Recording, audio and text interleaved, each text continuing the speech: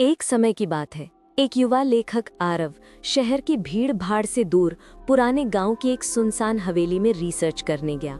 वो चाहता था कि वहां की रहस्यमयी कहानियों को जानकर अपनी किताब में लिखे। पहली ही रात जब वो हवेली में अकेला था, उसने देखा कि एक कमरे की खिड़की में हल्की रोशनी झिलमिला रही थी। आरव की क्यूरियोसिटी जाग गई। उसने धीरे धीरे कमरे की ओर कदम बढ़ाए। तभी उसने देखा एक खूबसूरत लड़की की आकृति वहां खड़ी थी। लड़की का चेहरा ट्रांसलूसेंट था, पर उसकी आंखों में एक अजीब सी नरमी और दर्द था। वो हौले से मुस्कुराई और बोली, तुम यहाँ अकेले हो? डर नहीं लगता? आरव हक्का बक्का रह गया। उसने धीरे से पूछा, तुम कौन हो? लड़की ने अपना नाम बताया, मीरा। वो इस हवेली की घोस्ट थी।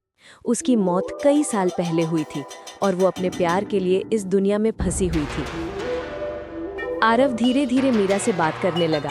पहले तो वो डरता था, पर मीरा का दुख और उसकी नाजुकियत उसे अपनी ओर खींचने लगी। रात दर रात मीरा आरव के साथ समय बिताती, उसकी बातें सुनती और कभी-कभी उसके हाथ हल्के से छूती। आरव ने महसूस किया कि उसके दिल में मीरा के लिए प्यार पैदा हो गया है, भले ही वो घोस्ट हो। एक दिन मीरा ने आरव से अपनी कहानी बताई। वो एक समय की अमीर लड़की थी जिसका प्रेमी हादसे में मर गया था।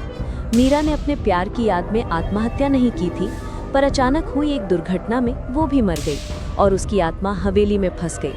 उसने कई सालों तक किसी का इंतजार किया जो उसे समझ सके। आरव ने मीरा से कहा, मैं तुम्हारे साथ हूँ, मैं तुम्हें अकेला नहीं छोड़ूंगा। मीरा की आंखों में आंसू थे, लेकिन खुशी भी झलक रही थी। लेकिन उनकी कहानी इतनी आसान नहीं थी। हवेली की पुरानी आत्माएं और अजीब शैडोज उन्हें डराने लगी। कई रातें वो शैडोज और अजीब आवाज़ों के बीच गुजरी। फिर भी आरव और मीरा का प्यार और मजबूत हुआ। आरव ने महसूस किया कि डर और प्रेम एक साथ रह सकते हैं और सच्चा प्यार हर खतरे को मात दे सकता है।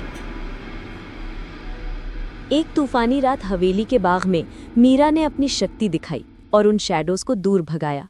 वो धीरे धीरे कहने लगी, अब मैं मुक्त हूँ, पर तुम्हारा प्यार हमेशा मेरे साथ रहेगा। सुबह की रोशनी के साथ मीरा की आकृति हल्की होती गई। उसका हाथ आरव के हाथ में एक छाया की तरह रह गया। आरव ने हवेली छोड़ते समय महसूस किया कि उसने एक भूतिया प्रेम कहानी का हिस्सा बनकर अपने दिल को भी भर लिया है। आरव अपने शहर लौट आया, पर उसका दिल अब खाली नहीं था।